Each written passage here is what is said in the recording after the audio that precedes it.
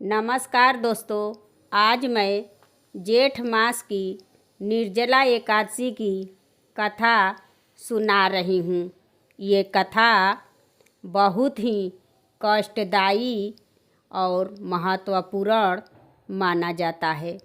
निर्जला एकादशी हिंदू धर्म में सबसे महत्वपूर्ण और कठिन एकादशियों में से एक मानी जाती है। यह जेठ मास के शुक्ल पक्ष को एकादशी मनाई जाती है। धर्मराज युधिष्ठिर ने एक बार महर्षि वेद व्यास जी से पूछे कि हे पितामह, मुझे सभी एकादशियों के व्रत का विधान आप बताइए। मेरी माता कुंती, द्रौपदी, अर्जुन, नकुल और सहदेव ये सभी एकादशी व्रत को रखते हैं और वे मुझे भी ये व्रत करने को कहते हैं, लेकिन मैं भूख को सहन नहीं कर पाता और मेरे पेट में उरिक नामक अग्नि सदा प्रज्वलित रहती है, जिसके कारण से मैं एक समय भी बिना अन्न के नहीं रह पाता हूँ। तो फिर उपवास करना तो मेरे लिए असंभव है। अतः हे महामुनि, आप कृपा करके कोई ऐसा एक व्रत बताए जिसे करने से मुझे सभी एकादशियों का पुण्य प्राप्त हो जाए और मैं मोक्ष का भागी बन सकूं।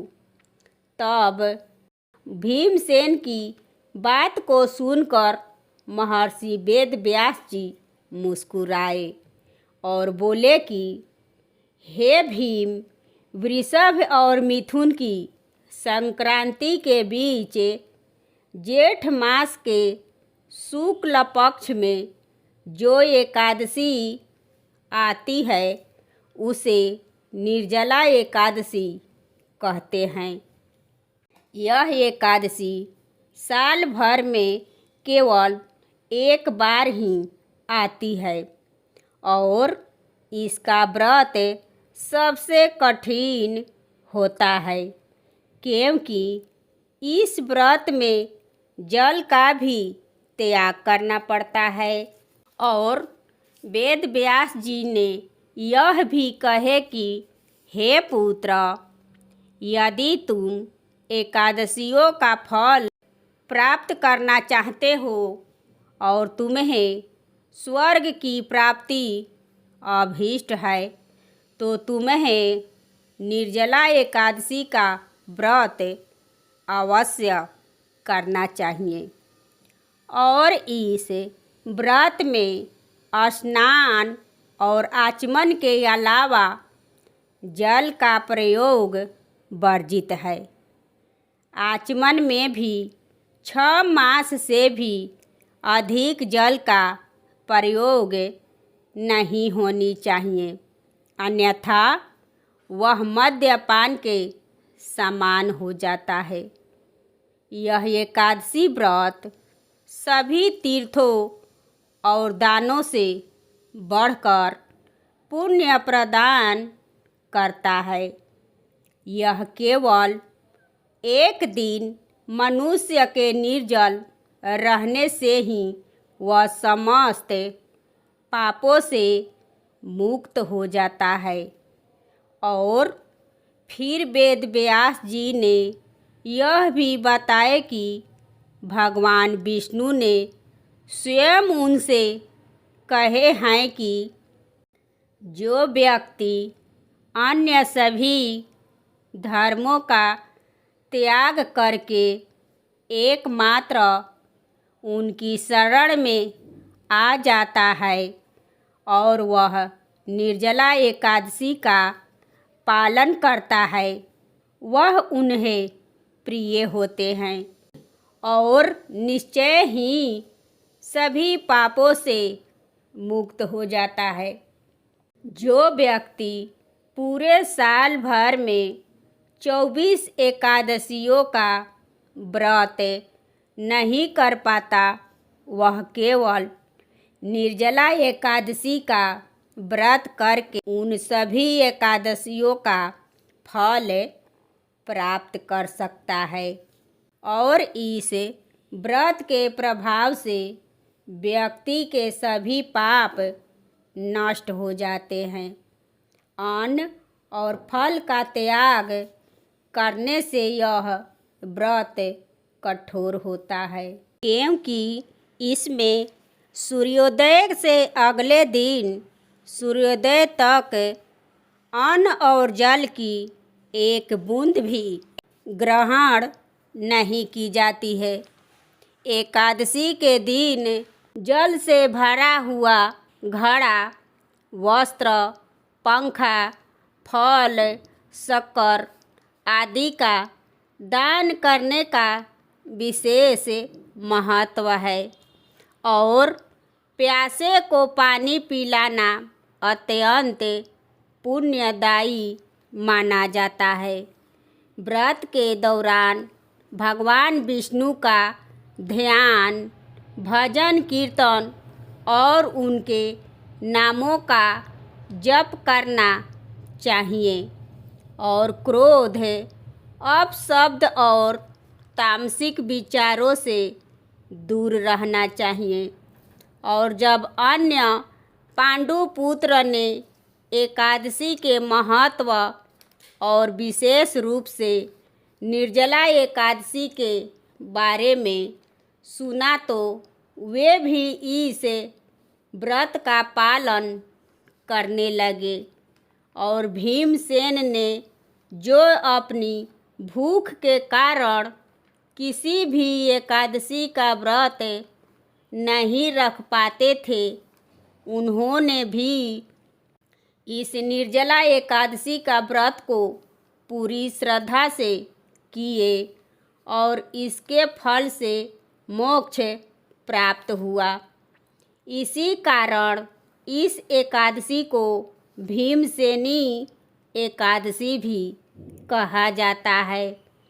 यदि कोई व्यक्ति शारीरिक सीमाओं के कारण अन्य व्रत नहीं कर पाता है तो वह निष्ठापूर्वक निर्जला एकादशी का व्रत करके भी सभी एकादशियों का पुण्य प्राप्त कर सकता है और भगवान विष्णु की कृपा का पात्र भी बन सकता है। और यह एकादशी व्रत आत्मसंयम और तपस्या का चरम रूप है।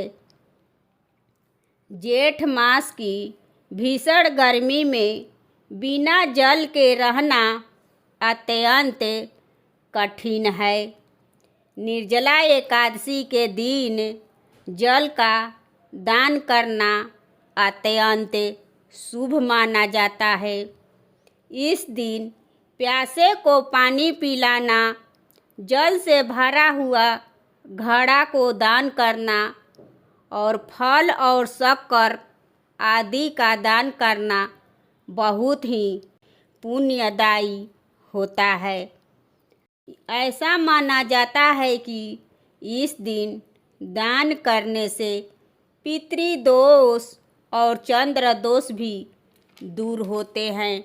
और निर्जला एकादशी के दिन भगवान विष्णु की विधिवत पूजा अर्चना, मंत्र जाप और कथा सुनने का विशेष महत्व है।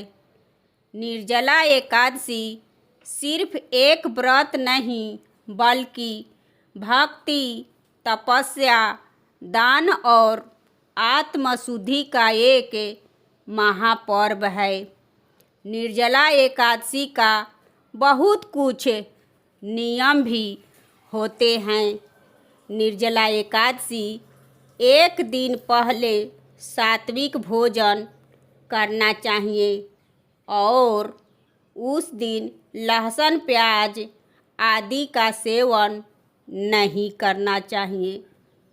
एकादशी व्रत के दिन सूर्योदय से पहले उठना और स्नान से निवृत्त होकर स्वच्छ वस्त्र धारण करना चाहिए और उस दिन पीला वस्त्र धारण करना चाहिए, क्योंकि पीला वस्त्र भगवान विष्णु को प्रिय है।